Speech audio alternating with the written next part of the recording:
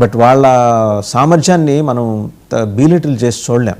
వాడికి మన శత్రు దేశం అయితే అయి ఉండొచ్చు కాక, వాళ్ళ కెపాసిటీ, వాళ్ళ కేపబిలిటీ, వాళ్ళ ఇంటెలిజెన్స్ని ఖచ్చితంగా మనం ఆనర్ చేసి తీరాలి. అందులో డౌట్ ఏం లేదు. వాళ్ళ నిరంతర శ్రమని కూడా మనం గుర్తించి గౌరవించాల్సిందే. మన శత్రు దేశంగా మనం వాళ్ళతో పోరాడతాం. నేను అనేది వాడికి దాంతో ఉపయోగం ఉండకపోవచ్చు, కానీ దాన్ని ఎత్తుకెళ్ళి ఏంటి వీళ్ళు ఏం ట్రాక్ చేశారు, ఈ సిగ్నల్స్ నుంచి మన సమాచారం వాళ్ళు ఏం సేకరించారనే వాళ్ళు దాన్ని బ్రేక్ చేయడానికి వాళ్ళు సాయశక్తిలో కృషి చేసి ఉండే అవకాశాలు కూడా లేకపోలేదు కదా. అది నేనేది అంటే 2-3 అంశాలండి. ఒకటి, పాకిస్తాన్ని నమ్మలేము, బహుశా చైనాని కూడా నమ్మక్కర్లేదు, కానీ మన సైన్యాన్ని నమ్ముదాం. వాళ్ళు ఇక్కడ రావాలంటే మన సైన్యం ఏం చేస్తుంది అక్కడ బోర్డర్లో? నిద్రపోతున్నారా? పోవట్లేదు కదా. ఈ విషయం మనం అర్థం చేసుకోవాలి.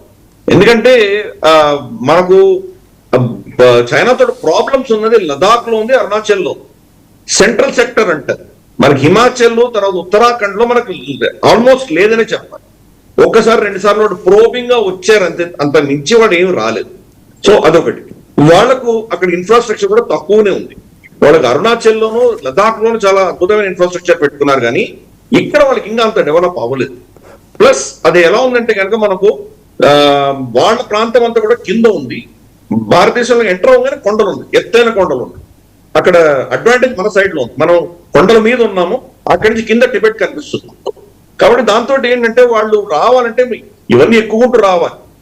ఇన్ఫ్రాస్ట్రక్చర్ లేకుండా, మీకు లోకల్ సపోర్ట్ లేకుండా అంత 100-150 కిలోమీటర్ లోపలికి వచ్చి నందాదేవిని ఎక్కి అది 4th దీని దాకా వెళ్ళి మన దాంట్లో 4 మనకు స్టేజెస్ లో మనకు క్యాంప్స్ పెట్టుకున్నాం. మనం 4th స్టేజ్ లో క్యాంప్ పెట్టి దాన్ని అంతంత హెవీ మెటీరియల్ ని అంతమంది దాన్ని మనవాళ్ళు కూడా 2-3 ఎక్స్పెడిషన్స్ వెళ్ళి పెట్టారు. కాబట్టి ఇంత కష్టం పెట్టిన అంత టీం తీసుకొచ్చి వాళ్ళు తీసుకువెళ్తుండగా మన సైన్యం ఏం చేయకుండా ఊరుకుంది అంటే మాత్రం నేను నమ్మడానికి సిద్ధంగా లేదు. కాబట్టి డెఫినెట్ గా మన ఆర్మీ, మన అక్కడ ఉన్నటువంటి మన ఏవైతే ఉన్నాయో అవి అవి చెప్పేస్తారు. అలాగే మనకు అక్కడ ఉన్నటువంటి లోకల్స్ వాళ్ళు చెప్తారు మనకి. కార్గిల్ యుద్ధం ఎలా వచ్చింది అనుకుంటున్నారు మీరు?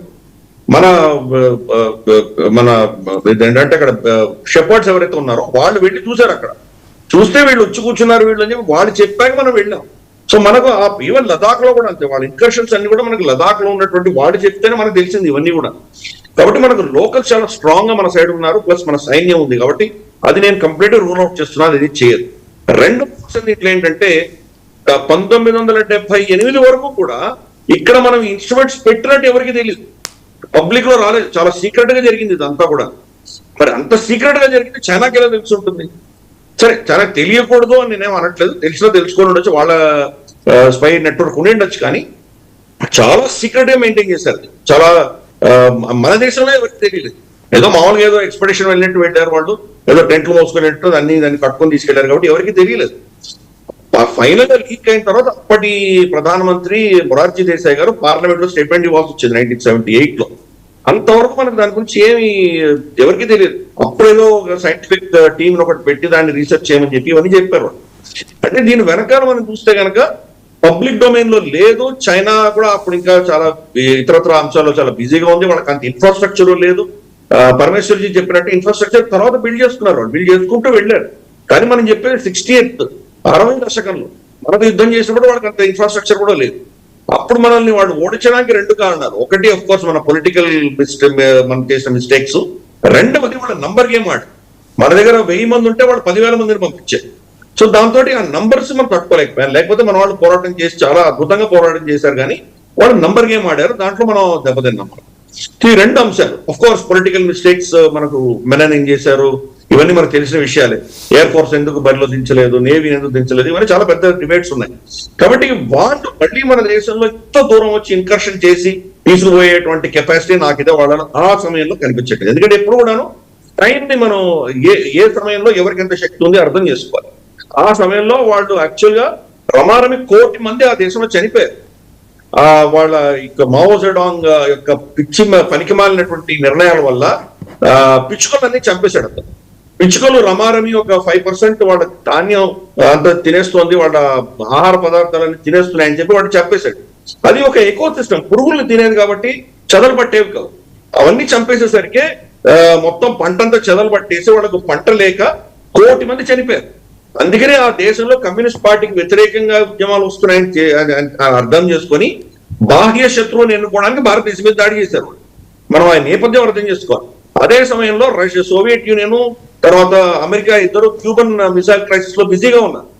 కాబట్టి వాడు చాలా చైనా అప్పుడున్న పరిస్థితి చాలా క్లిష్ట పరిస్థితుల్లో ఉన్నారు, చాలా కరుణమైన పరిస్థితుల్లో ఉన్నారు. అంతర్గతమైనటువంటి అంశాలను వాళ్ళు సమస్యకు పరిష్కారం చేసుకోవడానికి సిద్ధంగా వాళ్ళు దాంట్లోనే సతమతం అవుతున్నారు. కాబట్టి ఇంత లోపలికి వచ్చి వాళ్ళు దీని అంతా చెక్ చేసి దీన్ని ఎత్తుకుపోయే అంత కెపాసిటీ వాళ్ళకి లేదు. ప్లస్ మన సైన్యం 62లో దెబ్బతిన్న తర్వాత మనం 65లో ఆల్రెడీ చాలా ఇంప్రూవ్ చేసుకున్నాం. 3 ఏళ్లలో మనం మన బోర్డర్ మేనేజ్మెంట్ ఇవన్నీ కూడా ఇంప్రూవ్ చేసుకున్నాం. కాబట్టి ఇన్ని అంశాల దృష్టిలో చూస్తే కనుక చైనీస్ తీసుకోవడం అనేది కల్లా మోస్ట్ లైక్లీ పరమేశ్వరన్ జీ చెప్పినట్టు మోస్ట్ లైక్లీ మన వాళ్ళే తీసుకెళ్ళారు. మన వాళ్ళు తీసుకువెళ్ళి దాన్ని ఏదో మళ్ళీ రివర్స్ ఇంజనీరింగ్ చేసేటువంటి ప్రయత్నం చేసినట్టే నాకు అనిపిస్తోంది. ప్రోటన్ కబోన్ అని చెప్పేసి ఒక author the vast unknown America first ascent on Everest లో పుస్తకం రాశాడు. ఆ పుస్తకంలో ఇదే మీరు దాన్ని ఒక కాన్స్పిరసీ థియరీ అనండి ఏమన్నానండి దాన్ని, ఇదే దాంట్లో లాజికల్ గా ఎక్స్ప్లెయిన్ చేశాడు.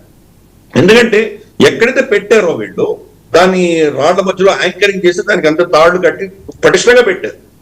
ఒకవేళ జారిపోయినా ఏవో ఆనవాళ్ళు కనిపించాలి. దానికి ఏదో చిన్న అది క్రాష్ అయినప్పుడు దాని చిన్న ముక్కలు దొరికిపోవడం, లేదా దానికి రోప్కి తాడుకు సంబంధించిన దొరకడం, అక్కడ ఏదో ఘటన జరిగినటువంటి ఆనవాళ్ళు ఏవో కనిపించాలి. ఏమీ కనిపించలేదు. ఎంత వాడు 2-3 సార్లు ఎక్స్పెడిషన్స్ వచ్చింది వాడు సిఐఏ ఏజెన్సీస్ అంత వెతికినా కానీ ఎక్కడ చుట్టుపక్కల ఇది జారిపోయి ఉండొచ్చు, క్రీవేస్ లో పడి ఉండొచ్చు, కొట్టుకుపోయి ఉండొచ్చు అన్నది ఆవగింజంతో కూడా వాడికి ఎక్కడ ట్రేస్ లేదు. ఎవరో దాన్ని ఎత్తుకొని తీసుకెళ్లిపోయినట్టు మాత్రమే ఉన్నది. ఒకవేళ చైనా ఎత్తుకుపోయి తీసుకుపోయింది అంటే కనుక బహుశా అప్పుడే 62లో యుద్ధం అయింది కాబట్టి దాని మీద దేశంలో పెద్ద గొగ్గోలు పెట్టి ఉండేవాళ్ళు అందరూ. ఎందుకంటే అప్పుడు మనం చూస్తే కనుక అప్పుడు ఈ నెహ్రూకు వ్యతిరేకంగా చాలా అప్పుడు ఉన్నటువంటి సెంటిమెంట్ అంతా కూడా చైనాతో ఓడిపోయినందుకు ఇవన్నీ ఉన్నాయి. కాబట్టి ఇవన్నీ దాచలేనట్టు నిజాలు అప్పటికి. కాబట్టి ఏ యాంగిల్ లో చూసినా కానీ నాకైతే భారత సైంటిస్ట్లే దాన్ని తీసుకువెళ్ళారు. అప్పుడు మనకు న్యూక్లియర్ ఆల్టర్నేటివ్ మనకు ఉండాలి అని అప్పుడు నిర్ణయించాము.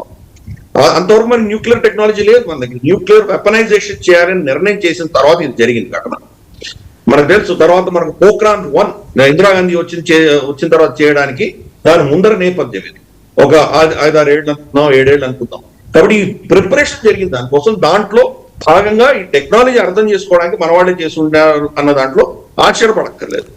పరమేశ్వరన్ గారు వాళ్ళ సర్కిల్స్ లో కూడా దీని గురించి చర్చలు జరిగాయని చెప్తున్నారు. కాబట్టి that is the most logical explanation. అంత ఇన్ని సంవత్సరాలు 50 సంవత్సరాలు మాయమైపోయి ఎక్కడో వెళ్ళిపోయి దాచుకొని ఎవరు ఇన్ని ఎక్స్ప్లెనేషన్స్ వెళ్ళినా దొరకపోవడం అనేది ఇవన్నీ కూడా ఇల్లాజికల్ గా అనిపిస్తున్నాయి. మోస్ట్ లైక్లీ మనమే చేశాం కాబట్టి క్వైట్ గా ఉన్నాం, దాని గురించి ఏం మాట్లాడట్లేదు. రైట్, థ్యాంక్ యూ గిరిధర్ గారు, డాక్టర్ సాంబశివ గారు అండ్ కల్నల్ పరమేశ్వర్ గారు. క్వైట్ ఇంట్రెస్టింగ్ సబ్జెక్ట్ ఇది. ఇన్ఫ్యాక్ట్ దీని మీద మనం ఎల్లదరబడి కూడా మాట్లాడుకోవచ్చు. మన రక్షణ ఇందులో ఇమిడి ఉంది అండ్ శాస్త్ర సాంకేతిక పరిజ్ఞానానికి సంబంధించిన అంశాలు ఇమిడి ఉన్నాయి. సో వీటన్నిటి మీద సమగ్రంగా చర్చ అయితే జరగాలి, ఒక ప్రొయాక్టివ్ డైరెక్షన్లో జరగాలి. మనం అంటే దేశానికి ఉపయోగపడే ఒక అర్థవంతమైన సొల్యూషన్ దీని నుంచి రావాలని